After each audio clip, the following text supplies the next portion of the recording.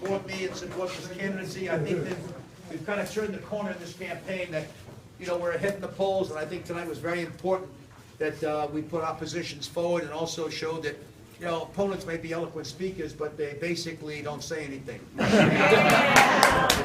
I don't know how in the world you pay for the kind of stuff that my opponents want to do.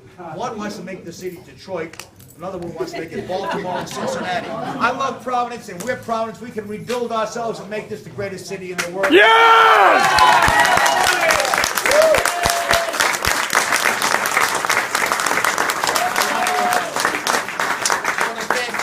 For doing the work you've done, but now the real push starts. We have to make sure that we get out that the absentee votes. That's the next big push we have to make, what you've been making. We also have to make sure that we get our message out and get a number of many events that we need to get out to the public. All the things that we want to portray, the things that we want to talk about, the things that we want to get to the people of the city of Providence. Look, we have the highest underperforming school system you could imagine. We've got cobbled, you know, the streets over here that you can't even drive on. In addition to that, we've got look what happened in the city over the past couple of days on shootings. They closed the school today. They closed the old days of mess at West Broadway because of shootings. In addition to that, we're understaffed in the police department. And I love my opponent when he says, oh, we're going to go write grants. There's no money. What grants? What are you going to ask? There's no money. That's like asking Joe the millionaire to borrow $1 million. It's not there. So the fact of the matter is, we have the message, we have the organization. I think we're starting to build a spirit in this building, and also in the city of Providence to really go back to City Hall in November or in January. So I really appreciate everything you've done. I think that you've done a marvelous job of organizing, of making sure that we get our message out, making the phone call, putting the signs up. And we've got great people here who've done such a great job. Joanne with her volunteers. And I don't want to stop.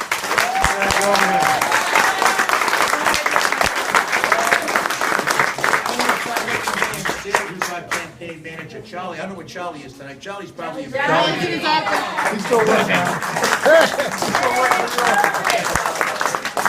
So many of our people... You know what, I get a big kick out of going around the city and people telling stories. And I love to hear their stories because I think the mayor has to listen to their stories.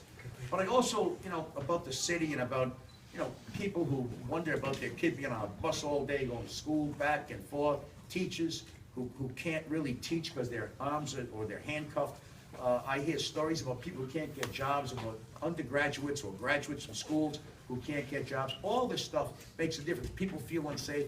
And what we've really had is a continuation over the past decade, let's say a decade, of lack of leadership. We've had two mayors who want to run for higher office.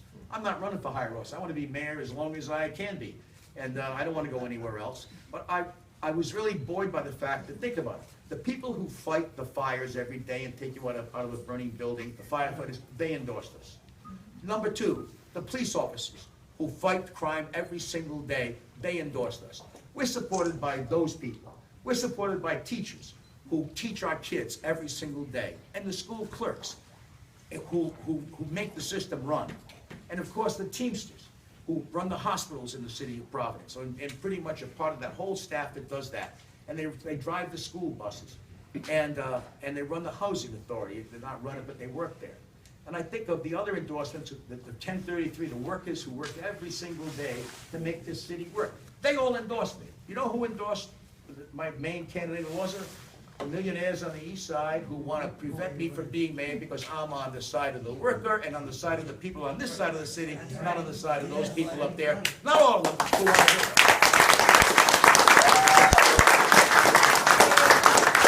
You're getting a lot of calls for signs on these side. sides. I will stand on that side any day of the week because it's the right place to be. You know, they sent an email out. They said, oh, they had all these names on it. Oh, all these wealthy, millionaire, A-list people.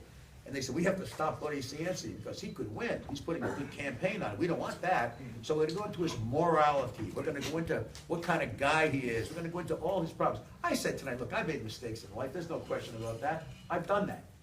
Been there. Bought the T-shirt, as I said. I've been through a lot. And, you know, I'm a changed guy in many ways.